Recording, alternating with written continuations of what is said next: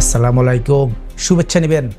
আজকের রিপোর্টে আমরা কথা বলবো দেশের রাজনৈতিক অঙ্গনে উঠে আসা নতুন দল জাতীয় নাগরিক পার্টি বা এনসিপিকে নিয়ে। এই দল নিয়ে অনেক আলোচনা সমালোচনা এবং প্রশ্ন উঠেছে ইদানিং, কিন্তু সত্যিই এনসিপি শুধু একটা স্বতন্ত্র রাজনৈতিক দল, নাকি এর পেছনে আছে গভীর কোনো কৌশল? দর্শক, আপনি জানেন সম্প্রতি ট্রান্সপারেন্সি ইন্টারন্যাশনাল বাংলাদেশ একটি রিপোর্ট প্রকাশ করেছে, যেখানে এনসিপিকে বিশেষভাবে তুলে ধরা হয়েছে। তারা বলেছে এই দলটি মূলত সরকারের পক্ষের পৃষ্ঠপোষকতায় গড়ে উঠেছে। আর এটা কোনো গোপন বিষয় নয়, কারণ দলের কয়েকজন শীর্ষ নেতা বর্তমানে সরকারের উপদেষ্টা হিসেবে কাজ করছেন। শুনতে অবাক লাগলেও এটাই রাজনৈতিক বাস্তবতা। আপনি কি ভাবছেন, তাহলে এনসিপি কি আসলে একটি গভীর শক্তির দল যা সরকারের সহায়তায় নিজের অবস্থান শক্ত করেছে? এক্ষেত্রে এনসিপির নেতৃত্বস্থানীয় কর্মীরা বলেন, তারা কখনো সরকারের কাছ থেকে সহযোগিতা চায়নি, তারা গণ অভ্যুত্থানের এক অংশ হিসেবে গড়ে উঠেছে।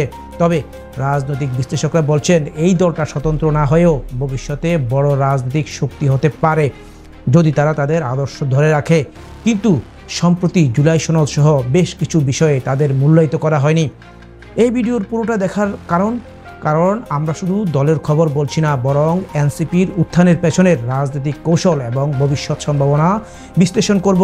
আর ভিডিওর শেষে রয়েছে এমন একটি তথ্য যা আপনাকে রাজনীতির আসল চেহারা ভাবাতে বাধ্য করবে। মূল আলোচনায় ঢোকার আগে আমাদের ইউটিউব চ্যানেল সাবস্ক্রাইব করুন আর ফেসবুক পেজটি ফলো করে রাখুন, যাতে আরও রাজনৈতিক বিশ্লেষণ পেতে পারেন। এখন আসি মূল বিষয় নিয়ে। এনসিপি বা জাতীয় নাগরিক পার্টি মূলত বর্তমান সরকারের আশ্রয়ে গড়ে ওঠা দল। দলটির অনেক শীর্ষ নেতা বর্তমানে সরকারি উপদেষ্টা পদে রয়েছেন, যার মাধ্যমে দলটি রাজনৈতিক মাঠে গুরুত্বপূর্ণ প্রভাব বিস্তার করে আছে। যদিও দল দাবি করে তারা সরকারের থেকে স্বাধীন, বাস্তবে তাদের সম্পর্ক গভীর।